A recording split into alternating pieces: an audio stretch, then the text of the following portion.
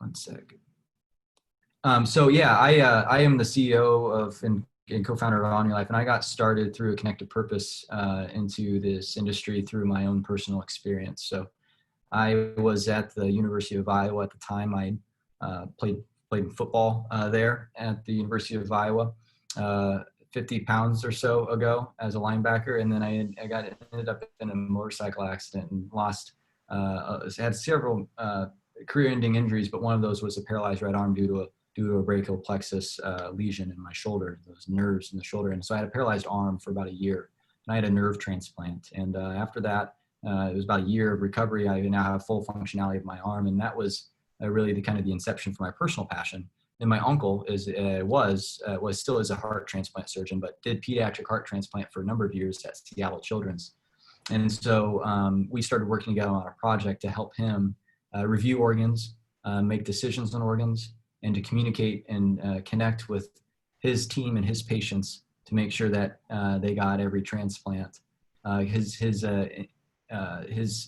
experience had led him to assume that there was probably some donated organs that weren't being utilized for a number of reasons, but communication being one common issue. And so that's when I actually met at the time Eric Paul, who was doing his PhD at the University of Iowa in health informatics. He was a computer science, machine learning guy, focused in random forest, clinical decision support.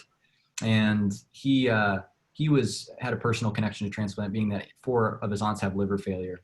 And he was interested in understanding more about, why it takes so long to get a transplant, and what were some of the bottlenecks there. And he started looking at a lot of the data that's publicly available through UNOS or SRTR. And he started to do he basically decided to do his thesis on improving organ matching with machine learning. And it was that time we started to work together on our project. And so I will, did we? So my apologies. I think it's the way that I've come into Zoom, and so it's not. I will copy the link, and you should be able to, if I give you, send this in the chat, you should be able to open it up. Okay, awesome. Okay. And then you can share your screen, and I can go off that. But yeah, so we started working on a application with my uncle and several of his surgeon friends, and it was essentially a tool to help them look at the organ data, be able to not only do an objective review of the organ, but to be able to pull in that organ data, match it with recipient data, and run their own decision support algorithms outside of the, or in parallel to some other traditional allocation systems. So we weren't deciding who got what organ. We were just helping, once that match had been offered to the surgeon, to see if that organ was indeed a good fit for their patient. So it was that we developed the tool. It was successful initially. We ended up getting NIH funding. We applied for an NIH grant and got NIH SBIR phase 1 grant that turned that group of surgeons and a prototype into a 3-center study in the state of Iowa. And then we ended up, perfect. We ended up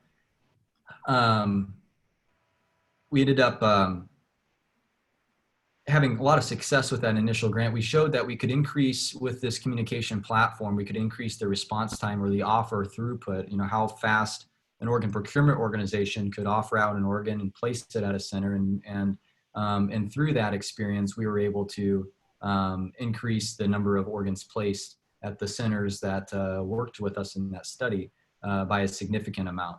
So we published a research that got accepted into a couple journals, and that really set off the path for what we're on today. And if you just go through, maybe next slide.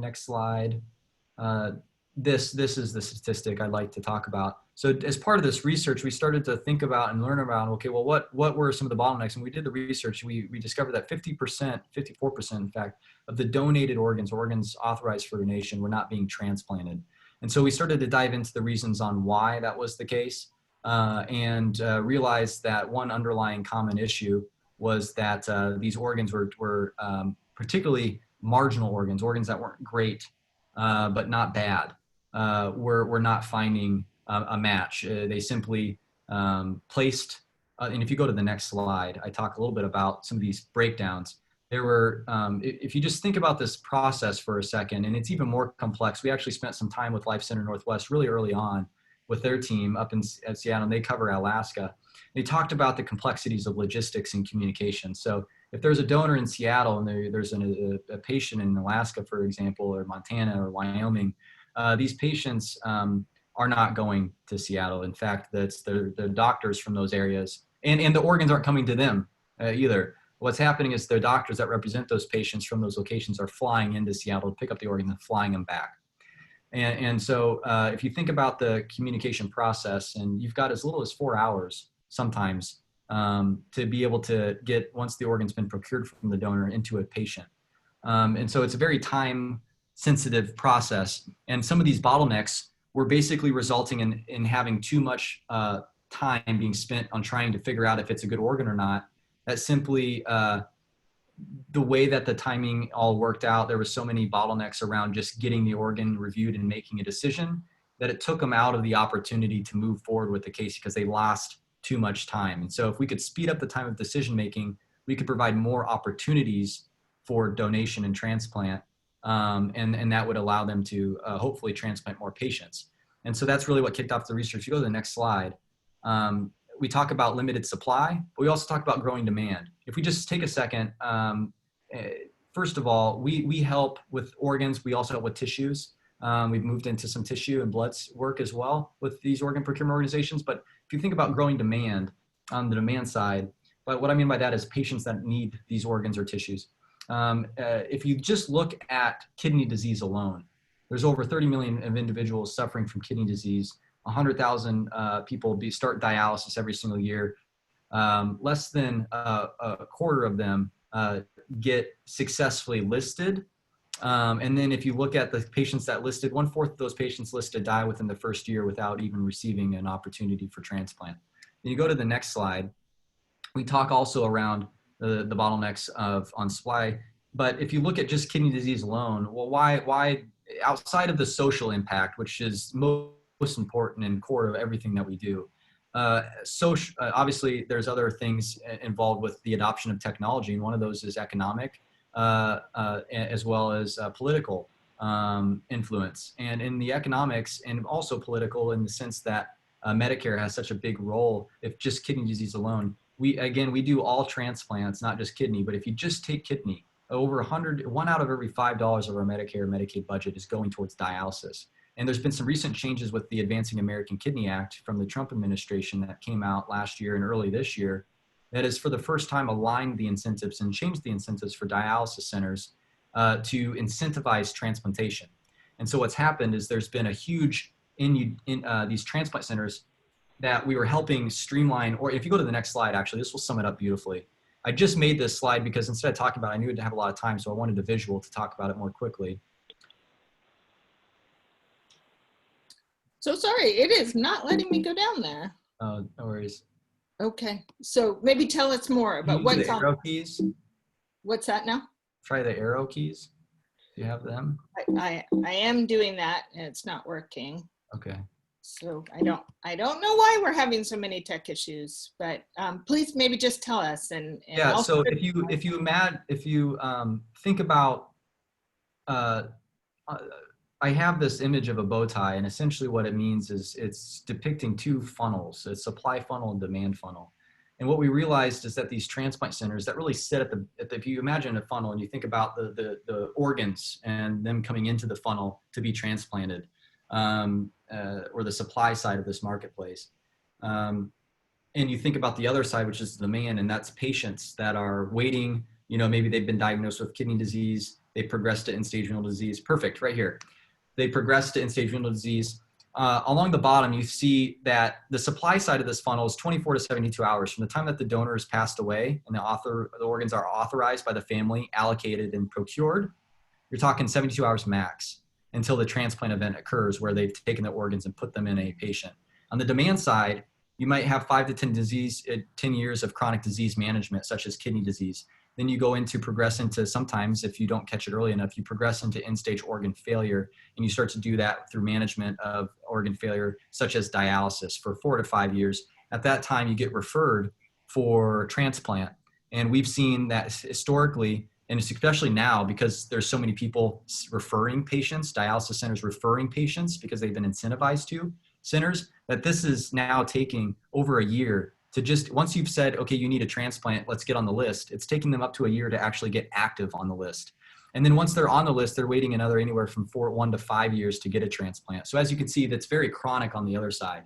But it all comes down to a single point of time with a surgeon at 4 a.m. in the morning or 2 a.m. at night, waking up to a phone call for an organ for a patient.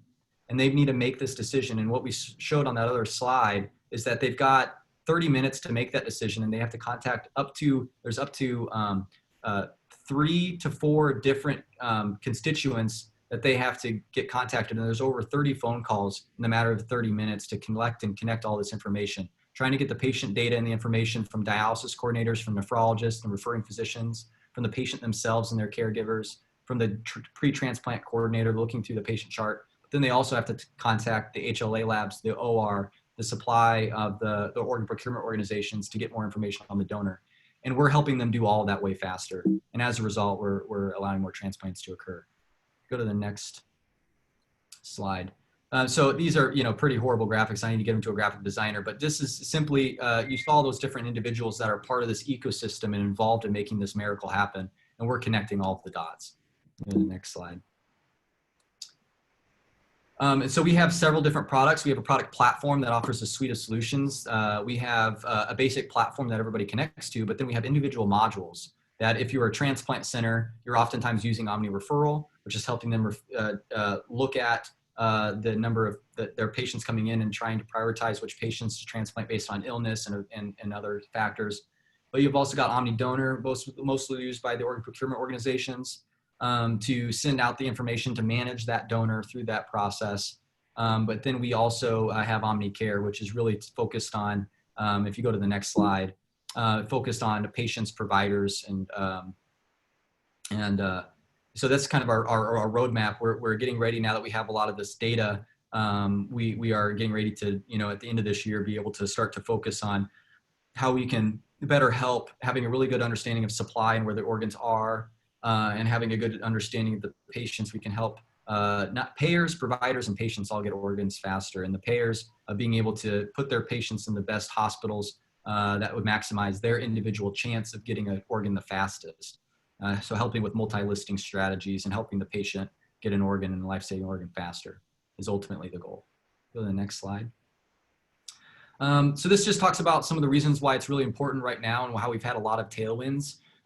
We started off really kind of messaging focused, and there was a big kind of growing awareness of HIPAA compliance and interoperability and information exchange with Blue Button 2.0. And so we did a lot of work there, and that's kind of what got us started. And we built these individual modules, as I mentioned earlier. But we've had a lot of organ allocation changes recently that are making organs go farther than they ever had before, which increases logistical complexity. I didn't mention earlier, but around 7 to 9% of organs that are donated, which is anywhere from 5 to 10,000 organs, kind of depending on overall annual volumes of organ, which go up and down, are lost because of logistics reasons alone. So that means that the organ's been placed, it's been accepted for a patient. A patient's been brought into a hospital to receive their transplant, and they've lost the organ. The organ was damaged on the way over. They've sent the wrong organ in the wrong place. So those are just logistical mistakes that we're also kind of focused on improving as this market and this network gets more and more complex. And not on here is COVID-19, which really kind of added complexity to a lot of these teams working remotely and needing to figure out how do we have a better communication, and how do we think, and these are now organizations and others who may be involved in healthcare and other areas of healthcare may be seeing this as well, is how do we come up with a communication strategy? What's our communication plan? And these are things people are talking about. The next slide. This is a little bit about our team. Go to the next slide. I can talk a little bit more about them later if there's any questions, but we've got a great set of advisors. And if you go to the next slide, we've got a growing investor syndicate. So we're privately financed. We've got notable investors like Desert Angels, Boston Harbor Angels, Wellmark, Blue Cross Blue Shield. And then if you go to the next slide. These are some of our current customers that are on the messaging platform. And so we also have an NIH SBIR phase 1 research grant that we did in 2018. And we just got awarded in late 2019 for an NIH SBIR phase 2 grant that's a $2 million grant, all in. And there's several research partners listed there that are participating formally in that research. There's actually, through UPMC and the Starzl Transplant Network, up to 12 transplant centers that are participating in that study. And I'll just end there and ask for any questions. Maybe go to the, I think, I don't know if there's a next slide. Just to double check. I'm pretty sure that's it. Yeah. So thanks for your time, and I'd love to take any questions.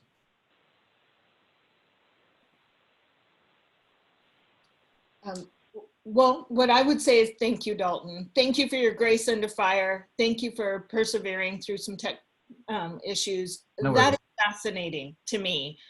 Obviously, this is my first kind of understanding of this whole process, and I'm fascinated by what you've been able to do. So can you help us better understand more about the work that you've done? Again, you know, logistics really is a big issue for Alaska. I mean, can you maybe bring this back to us and how somebody in Alaska might be able to take advantage of OmniLife and how this will change? I know that there are many people here who need transplants. So how will this possibly change their lives? Well, and this is where I was going to ask for some help as well. One of the things that we've focused on, so like I said, we worked a lot with our customer discovery initially with Life Center Northwest because of the geographic disparities that are so unique to this part of the country.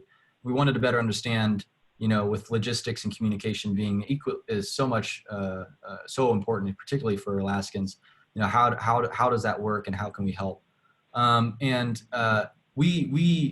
That was back in 2018 when we were still just you know, a graduate college research study, and so we have made a lot of progress since then.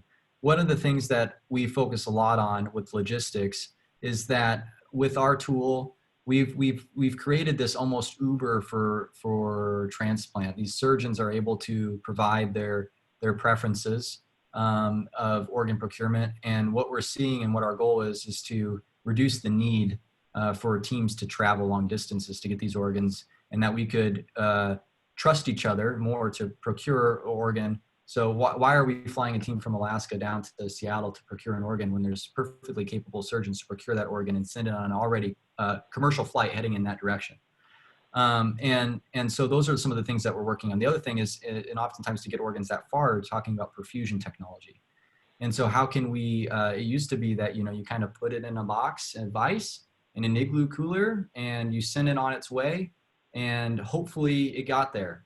And they've made a lot of progress since then with systems like Transnet, which is a barcoding system to just make sure that it's getting tracked from the time it leaves the hospital, the time it arrives at the airport, to the time, so every time it transfers hands, it's being tracked. But there's still that when it's in the air, we don't know where it's at. And so one of the things that we focused on is these perfusion pumps.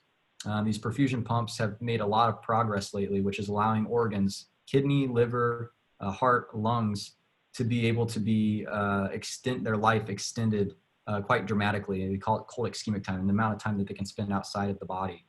And a lot of these machines are designed to fit onto planes, and we are working with those companies to connect those machines to our application so that we can track them, and that you can always monitor those kidneys on the way there. Should they start to have issues, you can let the team know right away that, hey, there's been an issue to the pump. Maybe you should, you know, bring in the patient and start surgery, because in some cases, like a heart transplant, you know, when the organ's being retrieved, they've already started opening up the chest of the recipient, so that by the time the organ gets there, they can put it right in. And so there's a lot of times where, you know, you don't want to ever have to put a person under surgery and wake them up and let them know that you didn't get the organ. And so those are things that we're focused on improving that cause a lot of problems in areas such as Alaska. And then finally, and this is where we're looking for help, is that not only with the organ procurement organization. So I'd say one thing is that OPOs like Life Center Northwest, whom we know their CEO, and we've done a lot. I mean, so much has changed since then. We use them as a great resource to talk and learn. But now we actually have a solution that I think could benefit them and also their their donor hospitals, their transplant centers in Alaska. Life Center Northwest is somebody that listens to people, and anybody that has connections to Life Center Northwest. Not that we don't have connections; it's just the more that they hear about these and have these questions, it inspires them to have conversations like this and to and to remember that these are things that they need to be thinking about. Not that they're not, but just to encourage those thoughts and make them further always present always helps. I'd say the other thing is that anybody that is involved or has been involved with kidney disease and knows some of the nephrologists locally in Alaska that may be having issues or problems with how to best refer patients or list patients for transplant. We are this is, if we're at phase 1, this is phase 3. So this is some time out, but we've been thinking about a concept. We call it, the idea is that it would be a patient-centric advocacy group that is focused on helping the patient multi-list and figure out, looking through the data, what's the best chance that they can have for getting a transplant. And that's connecting them to, in the case of kidney, for living kidney, and working with people like National Kidney Registry and National Kidney Foundation, but then also working with transplant center hospitals to figure out, we've got a lot of data that say if you're, this age, of this sex, and have this disease, we know surgeons that do particularly well and are very aggressive and have a lot of success with transplanting those types of patients. And so you might want to speak to them and list there. And so we are starting to do that. And one of the reasons that we're really excited about is not only is the patient need, but the payers. This is an opportunity in healthcare where saving the payers a lot of money also greatly benefits and brings a lot of great things to the patient. And getting a life-saving transplant, or in some cases, a life-improving and enhancing transplant, is also, and particularly within kidney disease, a huge cost saver for payers. And so that's something that we've been working with politicians on, with large payers, is understanding patient population wellness management. And some of these geographically isolated patients, how can we increase accessibility to transplant?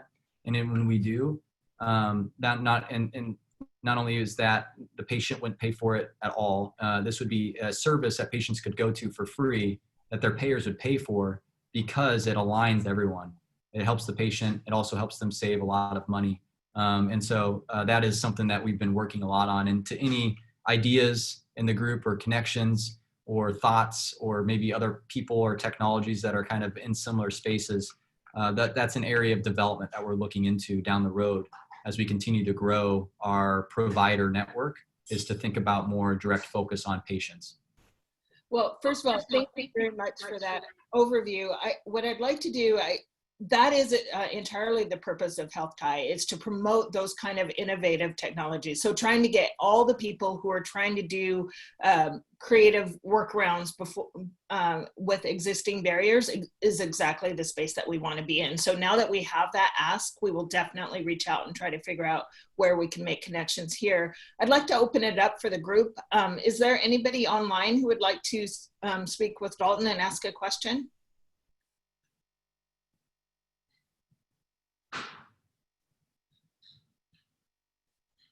No, we've got a few people with some backgrounds in healthcare that I can see on, but what I think that your work in the Northwest and the fact that the logistics, so often the things that should be happening, like you were saying before about people, like why couldn't surgeons here in Alaska, rather than having a team go down to Seattle to get the organ? That makes such complete sense. And it sounds like you're in the communication space of trying to make sure that those, sometimes it's cultural, right? There's just a lack of trust. And so what you're able to do is kind of highlight how inefficient those are and try to get people to create new networks of trust. Is that part of what you're doing? Trust is such a big part of it. That's so important. So important. It's one of the pillars that we talk about. You can make communication easier between people, but people inherently have distrust, then you need to solve that first, and enable that. I think of it as Uber, and oh, that's crazy. I would never, get in a stranger's car, or Airbnb. I would never stay in some stranger's home. But the way that you can start to fight that, or at least encourage a change, is to increase transparency and trust. Who is this person? What are the ratings? Is this somebody that I can trust? And the driver likely also, who is this person that I'm going to be a ride to? How have other drivers rated their experience with this person? And those are things we're thinking about and focusing on too. Wonderful. I do have a question. I have one from Charles Nahibian, and he's asking if you're trying to solve the logistics problem also. And I think, yep. So we don't have logistics services, in the sense that we don't have any of our own charter programs or charter planes or any charter services. And we also don't have like logistics management software.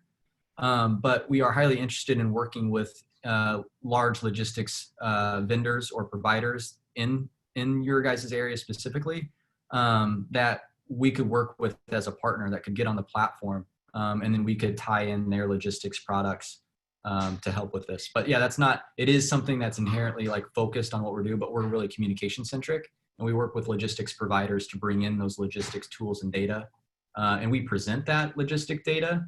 But we rely on other logistics services to actually perform the logistics. Okay, awesome. That's good to know. So maybe part of what we did, so the last time we actually had a group who provides healthcare services to their members, the Pacific Health Coalition, present. And I'm wondering if maybe a partnership with them might be a good idea. I'm sure that many of their members are possibly working with transplants. So maybe after this call, I can provide a connection to you to that. That would be awesome. And I would say Life Center Northwest too, the OPO in Seattle, that's responsible also for Alaska. Kevin O'Connor is the CEO, and they're an excellent group. And so, I do think they're constantly thinking about how do we solve this problem in this Rubik's Cube.